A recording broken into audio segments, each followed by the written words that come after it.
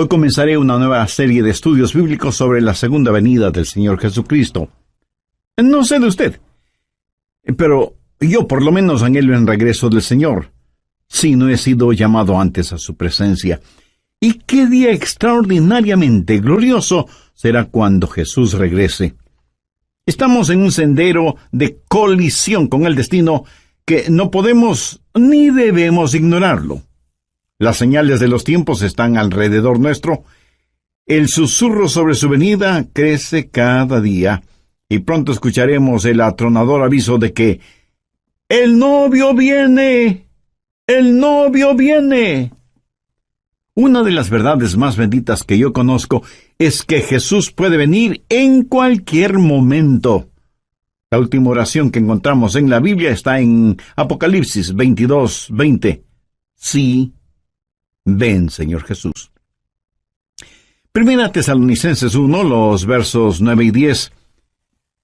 Porque ellos mismos cuentan de nosotros la manera en que nos recibisteis y cómo os convertisteis de los ídolos a Dios para servir al Dios vivo y verdadero y esperar de los cielos a su Hijo. Una de las más hermosas y significativas frases en la Biblia es lo que dice el verso 10, y esperar de los cielos a su Hijo, al cual resucitó de los muertos, a Jesús, quien nos libra de la ira venidera. Déjeme decir algo acerca de la última parte de este versículo. ¿Qué es lo que vemos aquí? La terrible realidad de la ira que vendrá. Esa ira divina que está como una espada de Damocles sobre todos los seres humanos. La pendiente ira de Dios. Note que no es solo que Jesús viene, sino que la ira de Dios también viene. ¿Qué es eso?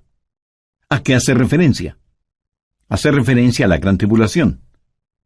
Si usted piensa que hoy en día estamos teniendo increíbles problemas y dificultades, la ira de Dios, la gran tribulación, hará que estos días que estamos viviendo en la actualidad parezcan como paseo de verano en la playa.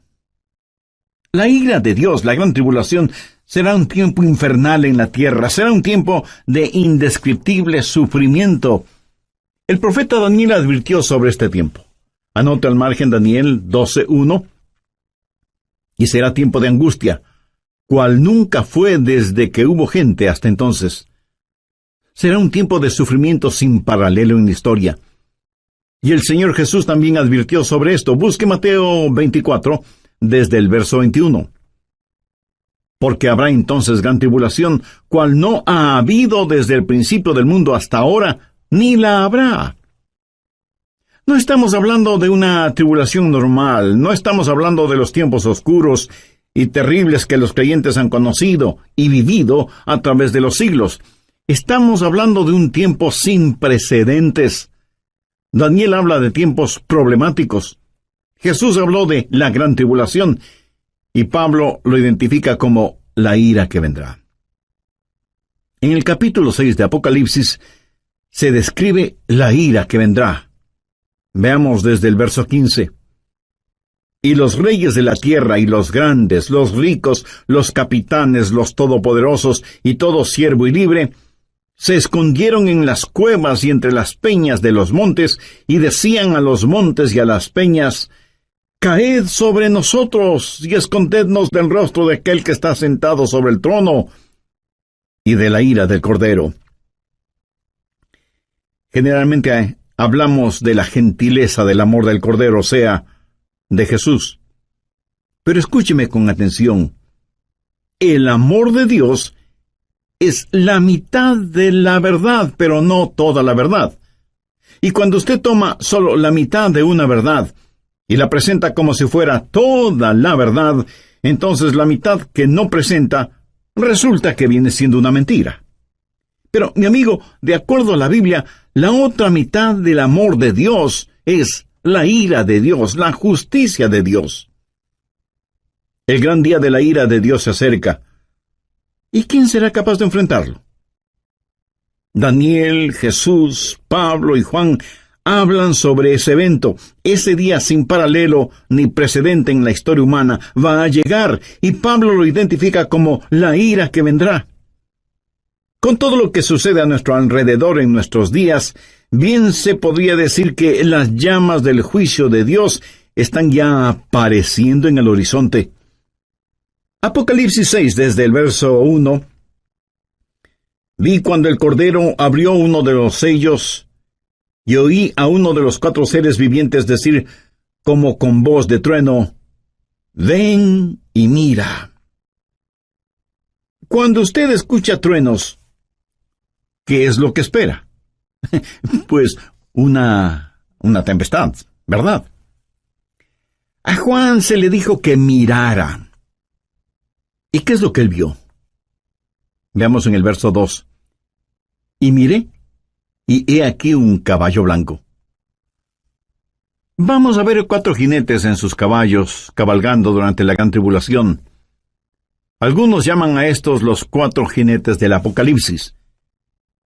Y todo esto no es más que una descripción de la frase que Pablo usó cuando dijo, la ira venidera. El primer caballo es el blanco, de dominio. Juan dice, y miré, y he aquí un caballo blanco, y el que lo montaba tenía un arco, y le fue dada una corona, y salió venciendo, y para vencer. ¿Quién es este que monta en un caballo blanco? Mi amigo, no es otro que el anticristo. Es la simbología bíblica. Un caballo blanco significa dominio, conquista, triunfo, y durante ese tiempo, el Mesías del diablo, el anticristo, regirá en el mundo. Tiene un arco en su mano, lo cual es símbolo de poder. Tiene una corona en su cabeza, lo cual también significa dominio. Y si usted me pregunta, ¿el mundo en realidad será gobernado por el anticristo? Absolutamente cierto. Jesucristo fue muy claro al respecto. Busque Juan 5:43. Yo he venido en nombre de mi Padre, y no me recibís. Si otro viniere en su propio nombre, a ese recibiréis. Jesús dijo que no le recibimos a él, que es el verdadero Cristo, pero sí recibiremos al anticristo, que vendrá montado en un caballo blanco.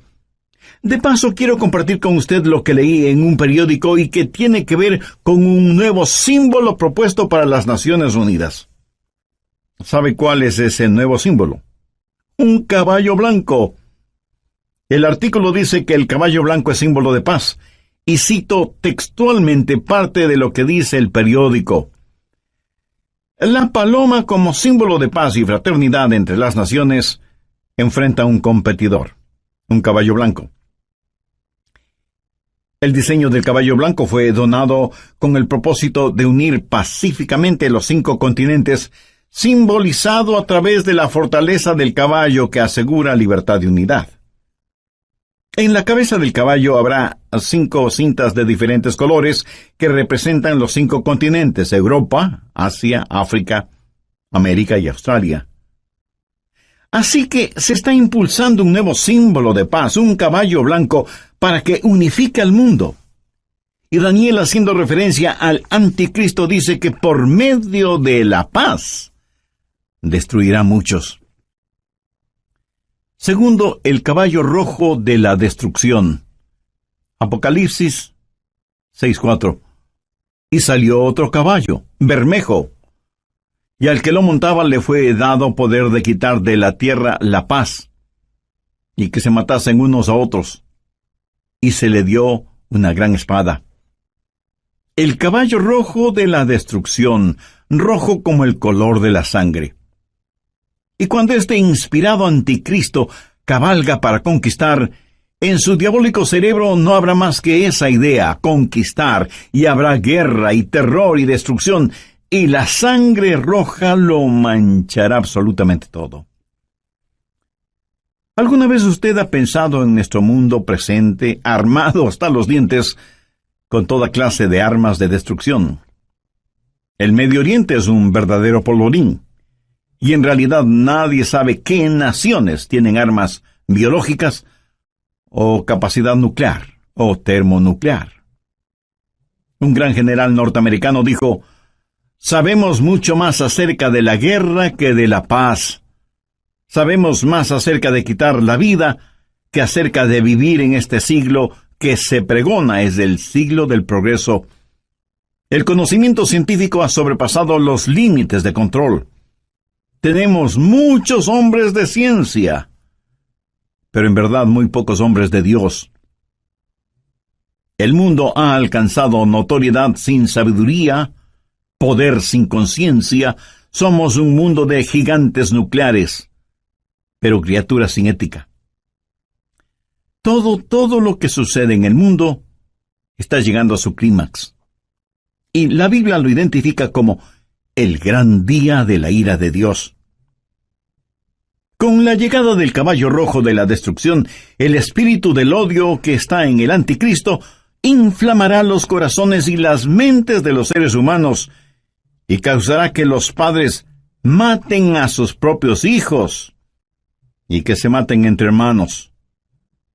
Será un tiempo de indescriptible sufrimiento cuando la espada estará chorreando la sangre de todos aquellos que no han querido recibir la marca de la bestia.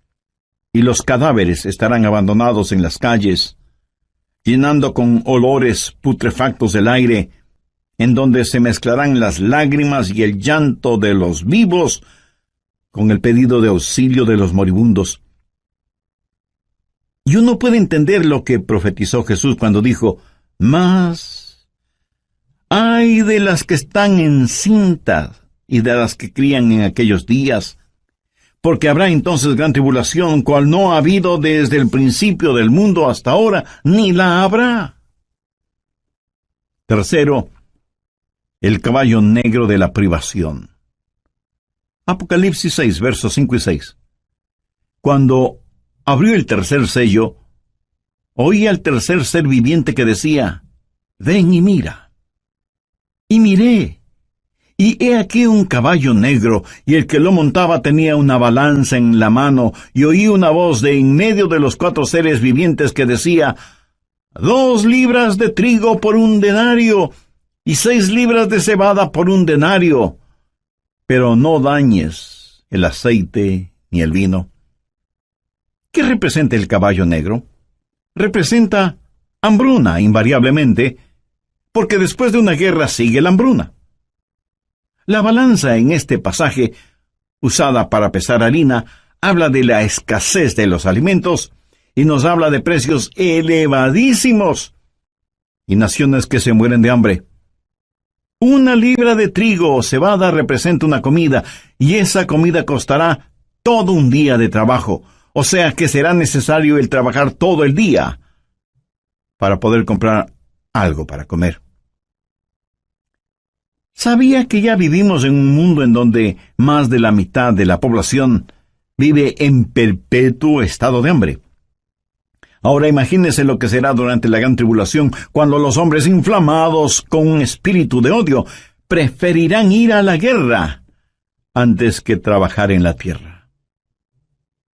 Por la historia aprendemos que cuando el general romano Tito Vespasiano, en el año 70, cercó a Jerusalén, impidió el abastecimiento de alimentos desde fuera de la ciudad y confiscó todos los alimentos que encontró dentro de la ciudad para su propio ejército.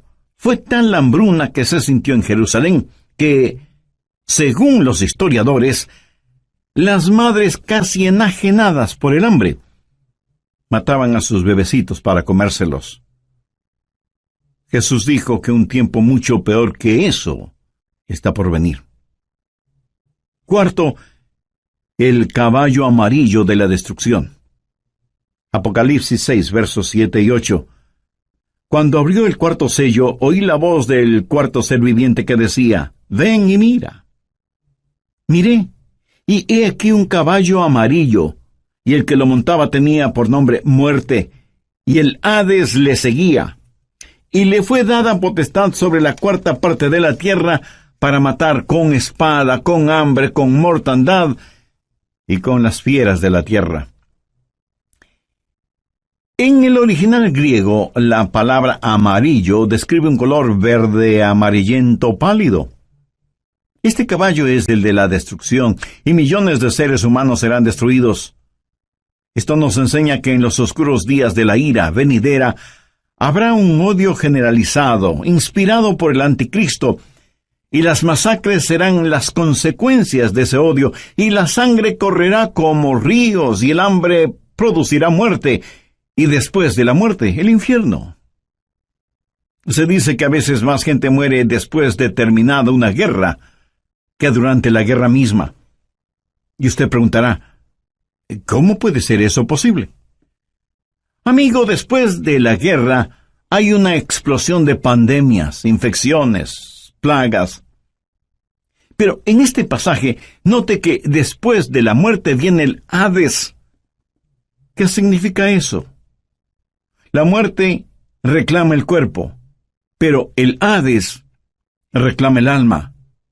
Esos van a ser días terribles cuando ni siquiera en el sepulcro usted podrá esconderse de Dios.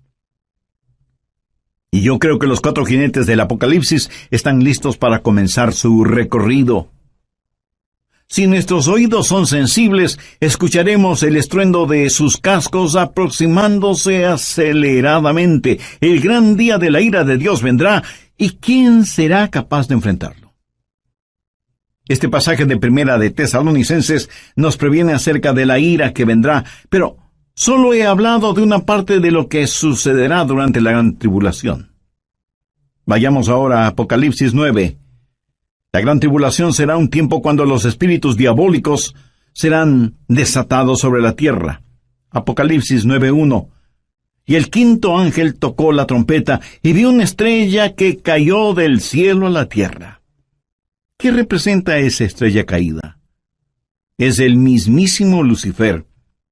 Y se le dio la llave del pozo del abismo, o sea, la llave es entregada a este supercriminal para que abra la cárcel que está en el abismo y deje en libertad a los malévolos espíritus encerrados allí. Y cuando eso pase, cosas increíblemente horrorosas van a suceder. Veamos el verso 2. Y abrió el pozo del abismo, y subió humo del pozo como humo de un gran horno, y se oscureció el sol y el aire por el humo del pozo, y del humo salieron langostas sobre la tierra, y se les dio poder como tienen poder los escorpiones de la tierra. Un notable comentarista bíblico refiriéndose a esto dice, las langostas son infernales. Por eso vienen desde el fondo del abismo. Bueno, aquí no está hablando de langostas comunes. Estas son un emblema, un simbolismo de espíritus diabólicos. Son espíritus infernales e insaciables. Este no es un panorama muy halagador que digamos, ¿no le parece? Y menos para quienes no son salvos todavía. ¿Es usted ya salvo o salva? ¿Hay en su corazón el anhelo de que Jesús regrese? ¿Tiene la absoluta certeza de que al morir se irá al cielo? Si no es así, usted necesita hacer una decisión espiritual ahora mismo. Le invito a decir la siguiente oración. Dígala con sus propias palabras. Las mías son solo una guía. Querido Dios, perdóname porque aún siendo religioso, he estado tan pendiente de las cosas materiales que no he puesto ninguna atención a las cosas espirituales. Soy pecador y necesito tu perdón. Me acerco a ti en busca de misericordia y gracia. Señor Jesús, te invito a que seas mi Salvador y mi Señor. Lo hago con sincera y profunda fe, pidiéndote me perdones, me limpies, me sanes y me salves. Usa mi vida de acuerdo a tus divinos propósitos. Lo pido en tu santo nombre. Como siempre, hacemos llegar a todos ustedes nuestro cordial saludo de bienvenida al programa El Amor que Vale. El Dr. Adrian Rogers presenta la serie Nuestro Rey viene pronto. Antes de que un reino declare guerra a otro reino, ¿qué es lo que hace primero? Llama a sus propios ciudadanos a que salgan de ese reino antes de declarar la guerra. Antes de que Dios hiciera llover fuego y azufre sobre Sodoma, el ángel le dijo a Lot: no puedo hacerlo hasta que tú salgas de aquí. Lot y su familia fueron sacados de la ciudad antes de que la ira de Dios se hiciera una realidad. Dios los salvó, sacándoles de la ciudad. Antes de que Dios enviara el diluvio en tiempos de Noé, ¿qué es lo que hizo? Arrebató a Enoc antes del diluvio para que fuera como un retrato, una ilustración de que antes de que Dios derrame su ira, Dios salva a los suyos. Dios puso a Noé en el arca como una ilustración de lo que la nación judía experimentaría y saldría del fuego de la tribulación como una nación nacida en un día. Esperamos que Jesús regrese en cualquier momento. ¿Qué está haciendo para prepararse para el retorno de Jesús? ¿Podemos saber cuándo regresa Él? ¿Qué podemos esperar que suceda en la gran tribulación? Escuche al Dr. Adrian Rogers, en la voz del pastor Lenín de Llanón, dar respuesta a estas preguntas en su estudio bíblico, Preparándose para el Rapto. Tenga la bondad de buscar en la Biblia Apocalipsis 9, en versículo 4. Y se les mandó que no dañasen a la hierba de la tierra, ni a cosa verde alguna, ni a ningún árbol, sino solamente a los hombres que no tuviesen el sello de Dios en sus frentes. En el oriente, enormes enjambres de langostas aparecen en cierta época del año y devoran todo cuanto encuentran a su paso, incluyendo la vegetación. Pero las langostas de este versículo son diferentes. No dañarían ni una sola hoja de la vegetación, pero sí dañarían a los hombres y serían insaciables. Pero no solo son insaciables, sino que también son intolerables. Veamos los versos 5 y 6. Y les fue dado no que los matasen, sino que los atormentasen 5 meses, y su tormento era como un tormento de escorpión cuando hiere al hombre. ¿Ha sido usted alguna vez picado o mordido por un escorpión? Bueno, yo sí. Y eso es algo que de ninguna manera es agradable el recordarlo. Pero estos tal vez billones de langostas bíblicas salidas del abismo infernal tendrán el poder de ocasionar intolerables y terribles dolores. ¿Cuán terrible es ese dolor? La respuesta está en el verso 6. Y en aquel día los hombres buscarán la muerte, pero no la hallarán, y ansiarán morir, pero la muerte huirá de ellos. Los hombres con ansiedad buscarán la muerte, porque la muerte será una bienvenida liberación al tormento ocasionado por estos espíritus diabólicos que estarán en total libertad sobre la tierra. No solo serán espíritus intolerables, sino que además serán espíritus irresistibles. Verso 7. Y el aspecto de las langostas era semejante a caballos preparados para la guerra. Como un ejército bien entrenado, avanzan, marchan, y nadie les puede detener, nadie puede estorbar el vertiginoso marchar de estas fuerzas diabólicas salidas del fondo del abismo de la maldad. Son irresistibles y al parecer invencibles. Apocalipsis 9:7. Y el aspecto de las langostas era semejante a caballos preparados para la guerra. En las cabezas tenían como coronas de oro. ¿Qué significa esto? Significa que a Satanás se le ha dado dominio y está temporalmente en el trono. Es el milenio del diablo. El infierno está de fiesta. Son irresistibles, invencibles e inteligentes. Mire lo que dice la parte final del verso 7. Sus caras eran como caras humanas. En la tipología bíblica, el rostro de un hombre siempre habla de inteligencia. Pero siempre ha sido la sabiduría humana la que ridiculiza la verdad de Dios.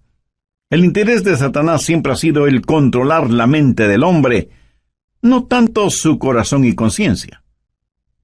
Los espíritus diabólicos implantan en nuestras mentes ideas de cómo debemos aprender acerca de las estratagemas seductoras de Satanás, pero son estratagemas insidiosas. Verso 8. Tenían cabello como cabello de mujer, sus dientes eran como de león. Mi amigo, estas no son langostas ordinarias. El cabello de mujer habla del carácter seductor y atractivo de las fuerzas diabólicas. La Biblia nos advierte acerca de los espíritus seductores, y el diablo seducirá a millones con encantos femeninos, pero debemos mirar más allá de todo lo que ofrece como atractivos este ángel de luz, porque él es en verdad un león rugiente.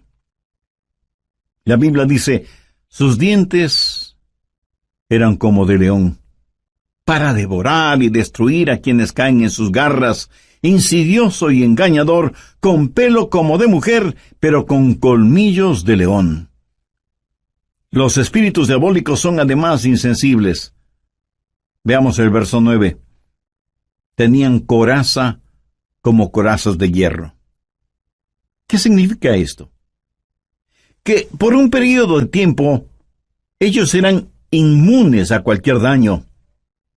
A los débiles y pecadores seres humanos no les servirá de nada el tratar de luchar. ¿Cuán frecuentemente desestimamos el poder de Satanás y nos reímos y hacemos bromas al respecto? Lo cual es una necedad, porque estos espíritus diabólicos son insensibles e inescapables. Note lo que dice la segunda parte del verso 9. El ruido de sus alas eran como el estruendo de muchos carros de caballo corriendo a la batalla. Por todas partes el aire está lleno con los ruidos de estos espíritus diabólicos, a quienes usted ni puede ganar en astucia, ni en nada. Veamos ahora el verso 10. Tenían colas como de escorpiones y también aguijones, y en sus colas tenían poder para dañar a los hombres durante 5 meses. ¿Sabía usted que el tiempo normal de vida de una langosta es 5 meses? El apóstol Juan usa simbolismos para decirnos que estos espíritus malignos, que tienen colas como de escorpiones, efectuarán su trabajo de herir a los hombres. Tienen el poder para hacerlo. Y como si todo esto fuera poco, esos espíritus son además indivisibles. Verso 11. Y tienen por rey sobre ellos al ángel del abismo, cuyo nombre en hebreo es Abadón y en griego Apolión. Hay un rey sobre estos espíritus. Recuerde que no tenemos lucha contra sangre y carne, sino contra principados, contra potestades, contra los gobernadores de las tinieblas. Abadón o Apolión literalmente significa destrucción. Un poderoso príncipe infernal, tal vez Satanás mismo, es quien los guía para que torturen a los habitantes de la tierra durante la gran tribulación, o sea, durante la ira venidera. En segundo lugar, hay una anticipada espera. Veamos 1 Tesalonicenses 1:10. Y esperar de los cielos a su Hijo, al cual resucitó de los muertos, a Jesús, quien nos libra de la ira venidera. ¿Lo ve? Esperamos por su Hijo Jesús, quien nos libra de la ira venidera. Pregunta, ¿vivirá la iglesia la gran tribulación? ¿Estará la iglesia sujeta a la ira que vendrá? Bueno, personalmente no lo creo, y le diré por qué. Creo que la Biblia claramente enseña que la iglesia será arrebatada, raptada, antes de que la ira llegue. Veamos 1 Tesalonicenses 5:9. Porque no nos ha puesto Dios para ira, sino para alcanzar salvación por medio de nuestro Señor Jesucristo. El apóstol Juan le dijo a la iglesia de Filadelfia la misma cosa. Veamos Apocalipsis 3:10. Por cuanto has guardado la palabra de mi paciencia, yo también te guardaré de la hora de la prueba que ha de venir sobre el mundo entero. Y usted podría preguntarme, pastor, eso es lo que Juan le dijo a la iglesia de Filadelfia, pero no a nuestras iglesias. Vayamos rápidamente a Apocalipsis 3:13. ¿Qué dice?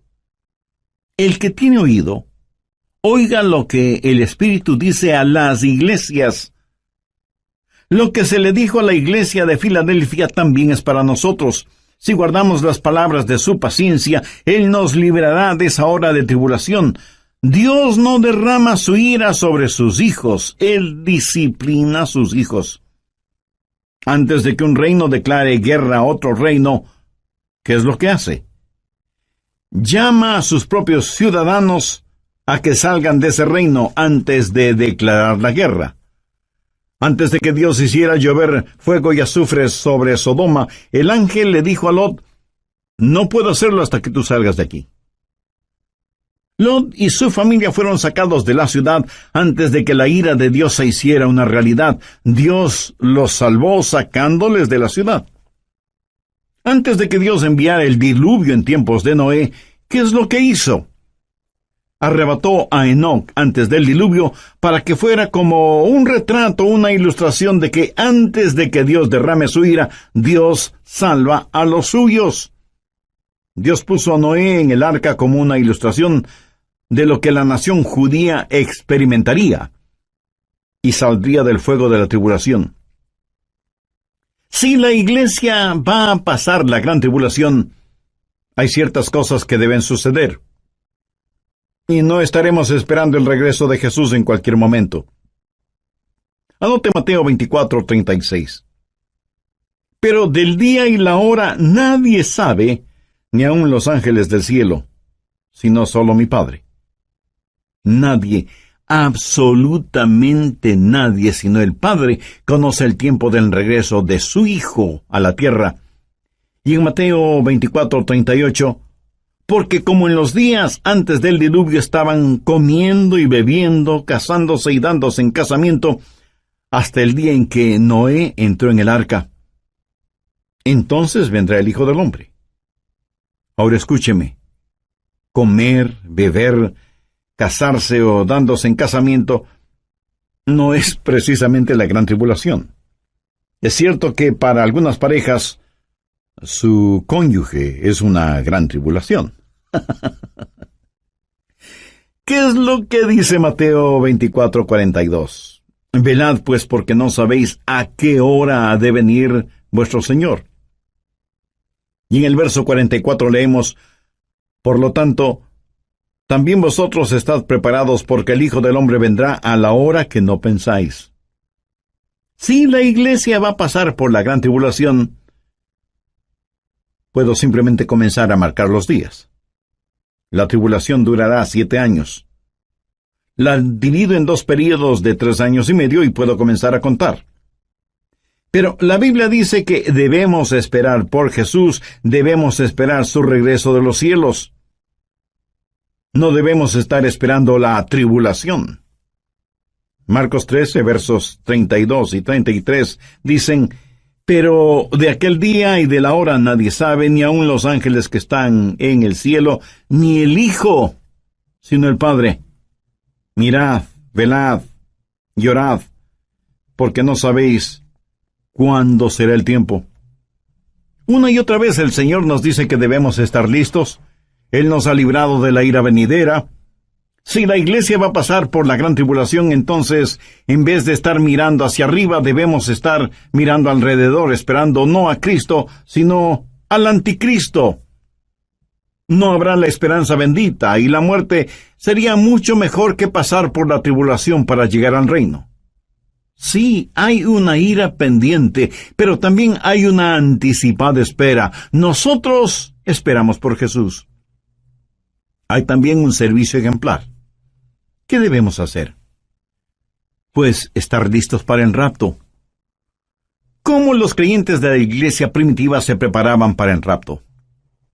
Veamos 1 Tesalonicenses 1:9. Porque ellos mismos cuentan de nosotros la manera en que nos recibisteis y cómo os convertisteis de los ídolos a Dios para servir al Dios vivo y verdadero y esperar de los cielos a su Hijo, al cual resucitó de los muertos, a Jesús, quien nos libra de la ira venidera. En primer lugar, si usted quiere estar listo para el rapto, necesita convertirse de sus ídolos a Dios. Y alguien dirá, nosotros no tenemos ídolos. Oh, sí que los tenemos. Ídolos viejos con nombres nuevos. En vez del dios Mamón, que representa avaricia, ahora es el dios ambición. En vez del dios Baco, que era el dios del desenfreno y la borrachera, ahora le llaman el dios de la hora feliz. En vez de la diosa Afrodita, que era la diosa de la lujuria sexual, ahora la llaman la revolución sexual. Son los mismos dioses y diosas, ídolos de antaño, con atractivos y políticamente correctos nombres. Hoy en día, en vez de Marte, que era el dios de la guerra, ahora se lo identifica como indignación justa. Y sin embargo tenemos en nuestras modernas ciudades más problemas, crímenes y odios como nunca antes. Viejos ídolos con nuevos nombres. ¿Y qué es un ídolo? Un ídolo es cualquier persona o cosa que usted ame más que a Dios. Es cualquier cosa en la cual usted confía más que en Dios. Es cualquier cosa a la que sirve más que a Dios. O cualquier cosa a la que usted tema más que a Dios. Cualquier persona o cosa que le desvíe de Dios es un ídolo. En Mateo 6:33 leemos, mas buscad primeramente el reino de Dios y su justicia, y todas estas cosas os serán añadidas. Usted debe volverse de sus ídolos a Dios. Usted no puede tener a Cristo y al mundo al mismo tiempo. Tiene que arrepentirse. Esa es la primera cosa para estar listo o lista para el rapto. ¿Se ha vuelto usted hacia el Dios vivo y verdadero? ¿Se ha olvidado o dejado de sus viejos caminos? ¿Le ha entregado su corazón a Jesús, que es el Dios vivo y verdadero? En segundo lugar, hay que servir al Dios vivo y verdadero. Algunos de ustedes me dirán, Pastor Adrián, yo creo las cosas que usted predica sobre profecía. Bueno, muchas gracias. Ahora permítame decir, con toda la unción, función y emoción de mi alma, si usted cree en lo que estoy predicando hoy, usted debe empezar a servir a Jesús.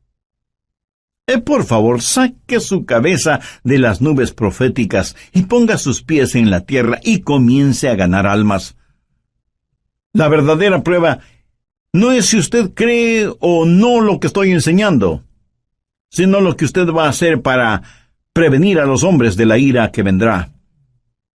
Y debemos trabajar hasta cuando Jesús regrese, y luego nos juntaremos en nuestro hogar celestial. Tercero, hay que esperar el regreso de Jesús. Esos creyentes esperaban por Jesús, no como un último recurso o como una escalera de incendios, sino que estaban diciendo, ven pronto, Señor Jesús. Estaban esperando su regreso, ansiaban su venida, vivían con esa expectativa, oraban por su venida y muchos literalmente murieron diciendo, ven, Señor Jesús. Como ilustración le contaré que una joven mujer estaba en la estación del tren esperando a su novio, que venía para casarse, y ella estaba ahí, esperando con ansiedad el tren. El anciano jefe de la estación también estaba allí, con sus horarios de llegadas y salidas de trenes. Él sabía que un tren estaba por llegar, pero no lo esperaba con la misma ansiedad con que esa novia esperaba la llegada del tren en donde venía su novio. Nosotros debemos tener el espíritu no del jefe de la estación, sino de esa novia. La Biblia dice, y esperar de los cielos a su Hijo, al cual resucitó de los muertos, a Jesús, quien nos libra de la ira venidera. Me pregunto cuántos de quienes me escuchan en este momento conocen en forma personal al Señor Jesucristo. Porque si usted aún no tiene una relación íntima con Él, este es el momento de hacer esa decisión. Recuerde que Jesucristo puede retornar en cualquier momento, y en la Biblia no encuentro ninguna esperanza para nadie que no tenga a Cristo en su corazón. Si usted rechaza ser salvo antes de la venida de Jesús, terminará creyendo las mentiras de Satanás. y tendrá que vivir los horrores de la tribulación, y después de eso, el infierno, o sea, separado eternamente de Dios.